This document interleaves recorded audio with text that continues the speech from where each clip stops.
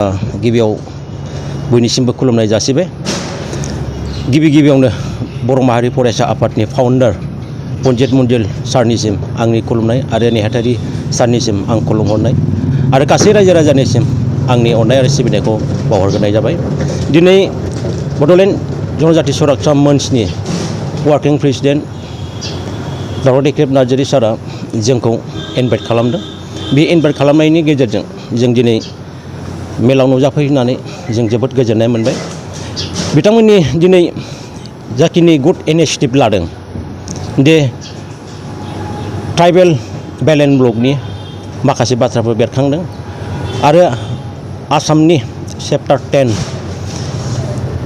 बिथांमोना रेवेन्युनि माखासे बाथ्राखौ बेरखांहोदों।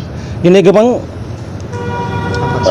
आफादफोरा गोबां फैदोंबाबो खावसेया फैनो हायाखै। दा आं बेखौनो बुंनो सानो दे माखासे रायजो राजाजों थिनहरजानाय जोंहा गामि बेंगिरि गावबुराया दिनै फैनानै जोंखौ बहुद हेल्प खालामफैबाय आरो दिनै सारनि जाखिनि इनिशिएटिभ लानायाव जोङो बर' माहारि फरायसा आफाद जानानै बे सारनि मोजां सार्थ'आव जों सानफ्रामबो सारजों मोजाङै खामानि मावलांनायाव जोङो बर' माहारि फरायसा आफादा मदद होलांगोन होननानै आं बेखौनो मिजिंथिनानै दिनैनि बे आंखिनि ससे बिबुंथिखौ बाहायनो फोजोबनाय जाबाय। गोजोनथों।